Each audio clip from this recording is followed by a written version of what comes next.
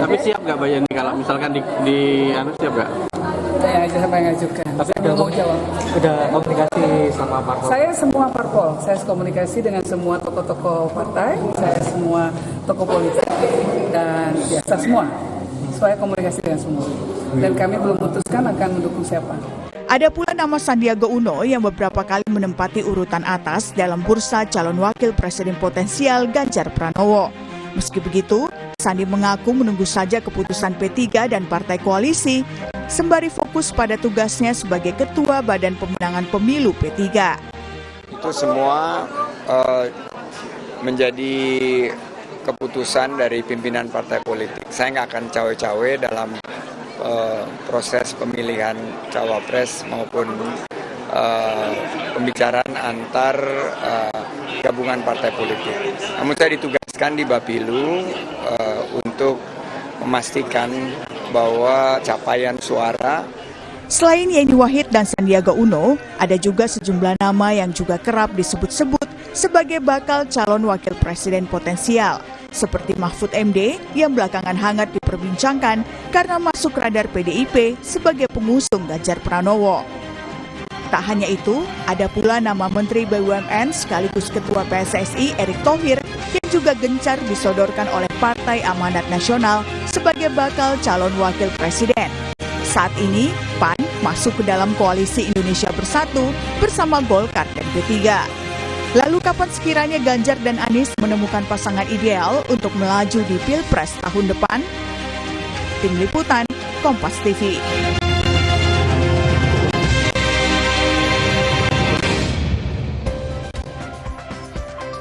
Saudara PKS dan Demokrat telah mendorong agar Anies Baswedan bisa segera mengumumkan siapa pendampingnya untuk Pilpres 2024. Sementara PDI Perjuangan sepertinya masih penuh pertimbangan untuk memutuskan siapa pendamping Ganjar Pranowo. Di sisi lain beredar sejumlah nama yang disebut-sebut menjadi incaran menjadi bakal calon wakil presiden atau bacawa pres. Mulai dari nama Yeni Wahid, Mahfud MD, Erick Thohir, sampai Sandiaga Uno.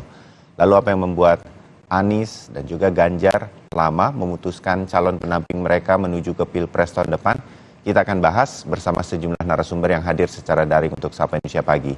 Ada Wakil Sekjen DPP PKS, Ahmad Fathul Bari, Ketua DPP PDI Perjuangan, Nusirwan Sujono, dan Direktur Eksekutif Indikator Politik Indonesia, Mas Burhanuddin Muhtadi. Mas Burhan, Mas Nus, Mas Bari, selamat pagi. Assalamualaikum warahmatullahi wabarakatuh. Selamat pagi. Waalaikumsalam. Waalaikumsalam. Salam, ya. Semua orang, Mas Bari, menunggu Mas Anies pulang dari haji. Ini kapan diumumkannya? Mas Bari, sudah ada tanda-tanda belum? Ya, alhamdulillah pertama sudah pulang haji ya. Amin. Sudah melaksanakan ibadah. Mudah-mudahan juga membawa keberkahan bagi beliau, bagi keluarga, dan juga bagi masyarakat. Mudah-mudahan doa-doa kita bersama semua. Ya. Dan untuk mengenai cawapres tentu sudah disampaikan sendiri oleh Mas Anies atau yang lain pun juga sudah menyampaikan bahwa setelah pulang haji insya Allah segera diumumkan.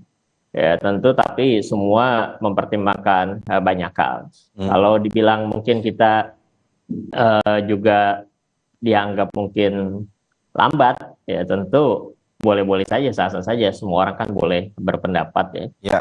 Dan juga kita mendorong pun juga sah-sah saja karena memang kita proses pemilunya juga sudah berjalan, sehingga keduanya pun juga secara seimbang memang sebetulnya perlu dipertimbangkan untuk dilihat gitu manfaatnya kira-kira seperti apa gitu, apakah lebih cepat lebih baik ataupun lebih cermat untuk mempertimbangkan juga lebih baik gitu. Ya, kalau PKS inginnya lebih cepat atau gimana kalau PKS, Mas Bari? Ya pertama kalau kita menghormati ya bahwa proses yang sudah berjalan ini kan koalisi kami ini dulu mungkin dianggap yang paling akhir mungkin, tapi justru dalam perkembangan justru yang paling awal mengumumkan bakal capres gitu kan.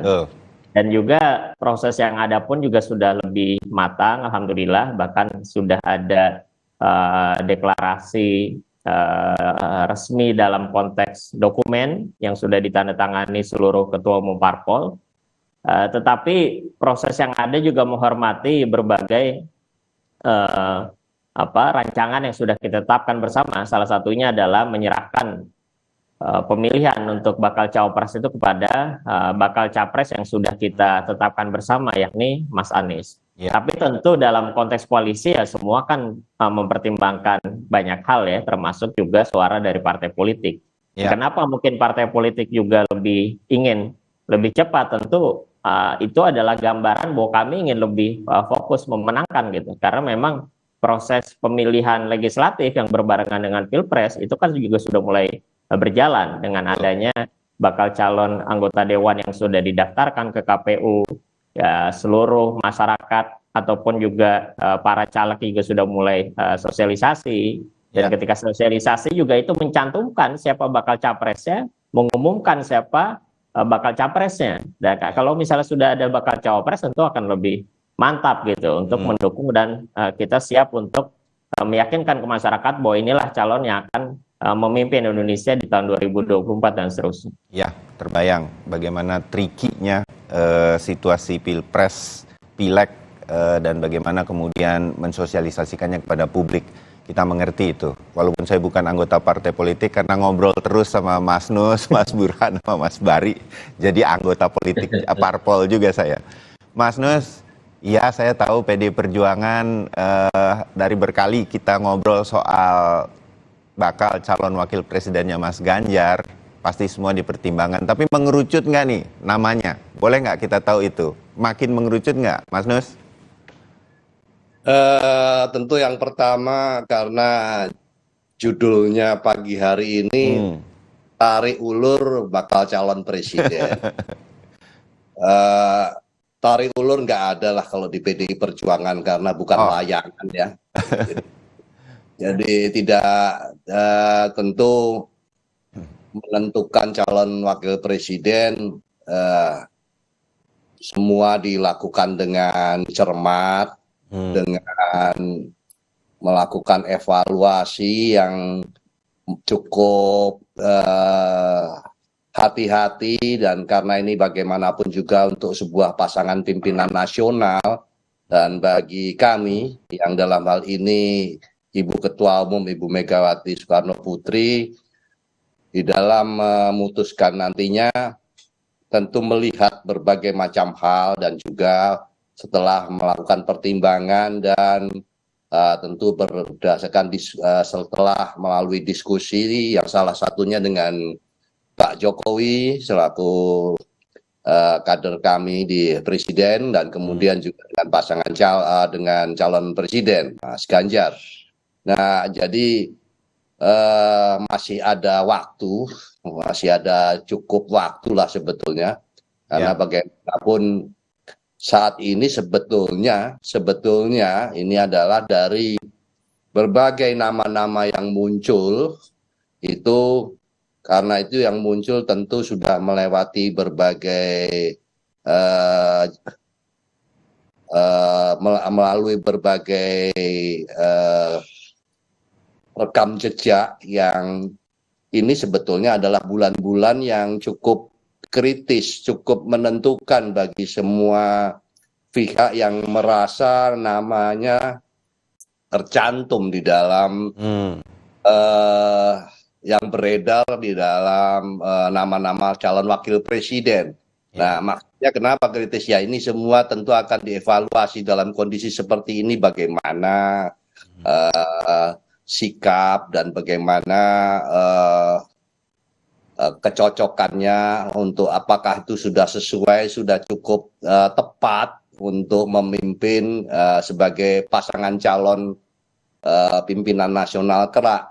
Jadi malah justru terbalik ya, sebetulnya di saat ini adalah waktu yang paling tepat untuk membaca para calon wakil presiden yang semuanya ini baik. Tidak ada menurut saya yang jelek, itu tidak ada ya. Kalau sudah sampai kepada yang jelas nama-nama kita yang ngomong di sini tidak ada toh. Jadi ini semua orang lain, jadi termasuk Mas Burhan juga, Mas Bari juga, saya juga tidak ada. Tapi berarti kalau sudah dibicarakan itu tentunya itu masuk di dalam kategori orang-orang baik lah begitu. Tapi kalau orang-orang baik ini ya tentu masa-masa yang menentukan itulah yang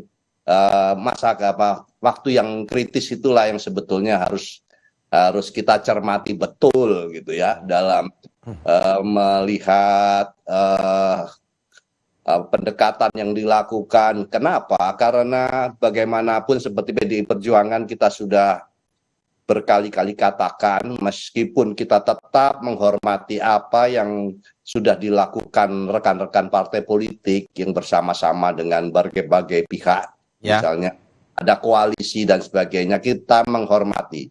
Tapi kita pun juga melakukan dialog, kita melakukan komunikasi politik, karena bagaimanapun seperti yang dicontohkan, dibuktikan pada saat pemerintahan Pak Jokowi saat ini, kita pemerintahan ini tidak sendiri. Kabinet ini berisi berbagai banyak sekali partai politik yang direpresentasikan dengan beberapa figur-figur di kementerian menjadi kabinet. Jadi kita tidak sendiri, kita tentu akan merangkul, kita akan bersama-sama dengan banyak pihak, dan itu membutuhkan komunikasi, membutuhkan dialog begitu. Tanpa dan juga tidak kami tetap menghormati bentuk-bentuk apa yang sudah dilakukan oleh seperti contoh rekan kami dari PKS yang sudah punya koalisi sebagainya, itu tetap kami sangat menghormati hal tersebut. Terbayang. Terbayang Mas Nus. Mas Burhan, ini saya jangan-jangan nih saya curiga ini bahwa ini nggak akan ada yang cepatnya mengumumkan calon wakil presiden. Kita sedikit mengulang beberapa waktu lalu kita ngobrol. Memang ini sangat krusial nih, calon wakil presiden namanya akan sangat menentukan untuk menentukan menang atau tidaknya begitu. Mas Burhan, tampaknya nggak akan ada yang cepat nih yang mengumumkannya. Menurut Anda, semua penuh akan pertimbangan, saling lihat kubu-kubu dan segala macam. Iya, memang ada beberapa alasan ya mengapa tarik-menarik terkait dengan pengumuman cawapres ini bisa lebih lama dari yang kita perkirakan. Satu alasan utamanya adalah waktu pendaftaran itu masih panjang. Masih ada 3 bulan. Oktober ya? Belum Oktober, kalau tidak salah tanggal 19. Artinya tidak ada kebutuhan secara formal bagi partai politik yang membentuk koalisi untuk menyebut cawapresnya lebih cepat dari yang diharapkan, karena memang masih waktunya masih panjang. Itu yang pertama. Yang kedua, terkait dengan alasan strategi. Kalau misalnya cawapres disebutkan lebih awal, itu ada trade-off yang harus dipertukarkan, itu berkaitan dengan mitigasi atau antisipasi dari pihak lawan, termasuk cawapres tadi akan dikuliti, akan dilihat boroknya, akan diangkat kelemahannya, dan itu akan membuat posisi cawapres rentan. Termasuk kalau misalnya cawapres disebutkan dari awal, itu ada banyak bakal calon wakil presiden lain yang sebelumnya sempat harap-harap cemas dipilih oleh Pak Nusirwan atau Pak Fathul Bari, itu langsung kehilangan harapan, kehilangan asa, dan akan pindah haluan, pindah ke lain hati. Misalnya, ada 10 nama cawapres yang ada di kantong Ibu Mega, hanya 1 nama yang disebut, 9 nama yang lain mungkin mulai melirik tuh bergerak ke kubu lain. Karena tidak mendapatkan pilihan. Jadi ibarat cintanya bertepuk sebelah tangan. Nah, itu kelemahan yang kedua. Dan terakhir tentu berkaitan dengan secara rasional memang per hari ini tidak ada cawapres yang sangat dominan. Dari sisi elektoral memang Erick Thohir di survei-survei ada indikator, ada SMRC atau ada survei poll tracking, itu peringkat pertama, tetapi selisihnya juga tidak terlalu jauh dengan Ridwan Kamil atau Sandiaga Uno gitu ya. Jadi secara umum tidak ada yang dominan sekali, sehingga alasan-alasan kualitatif dan chemistry dengan para elit partai yang memiliki semacam kewenangan atau otoritas untuk menentukan cawapres menjadi faktor berikutnya yang menentukan.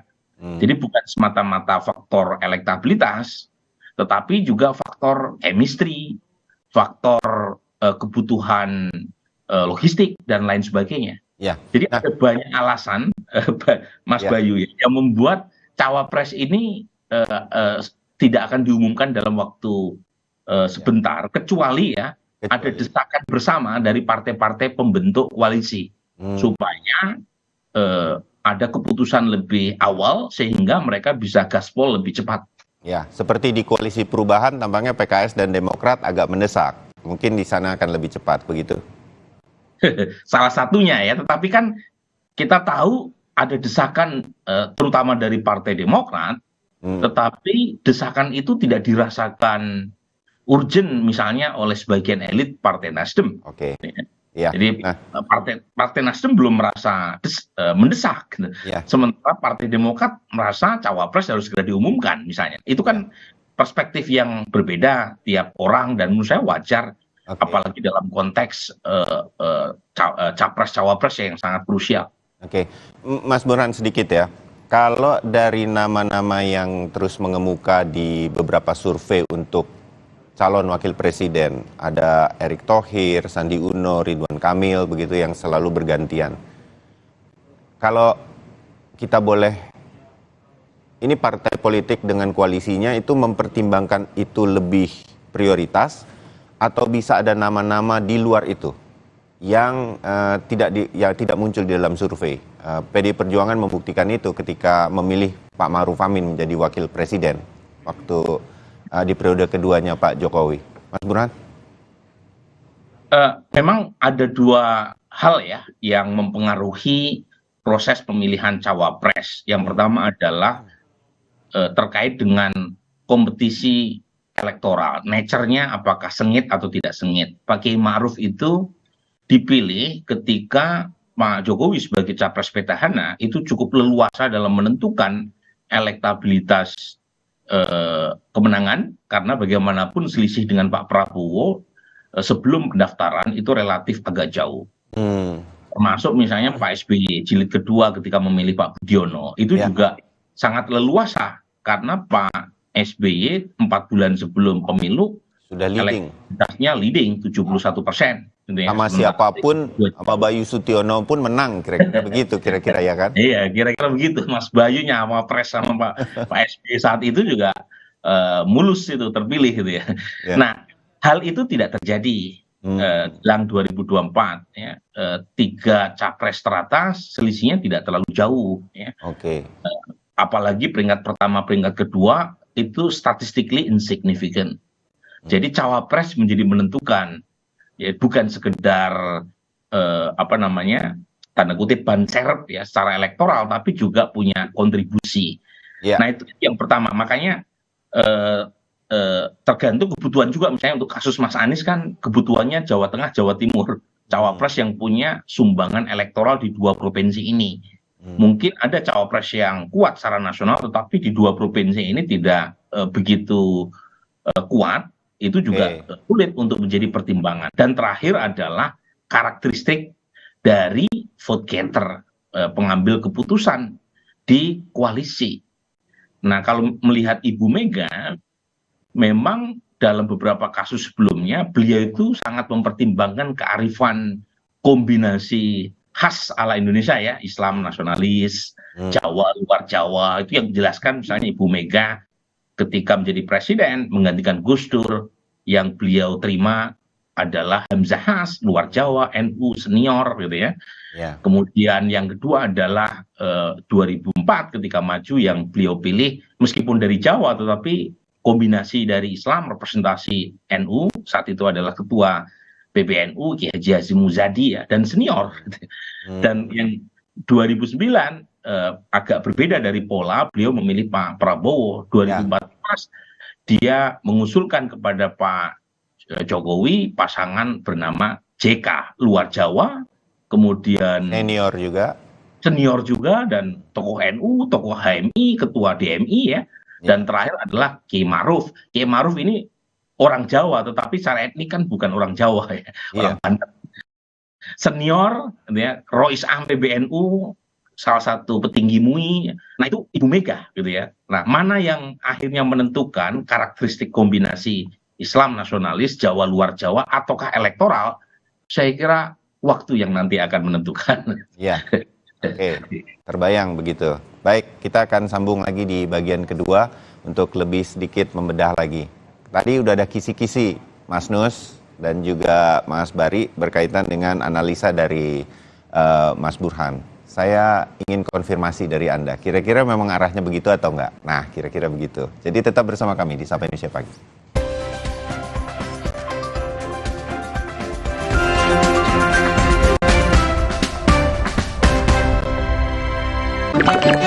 Nggak enak? Iya, kayak ada manisnya. Le Mineral memang berbeda. Setiap tetesnya mengandung mineral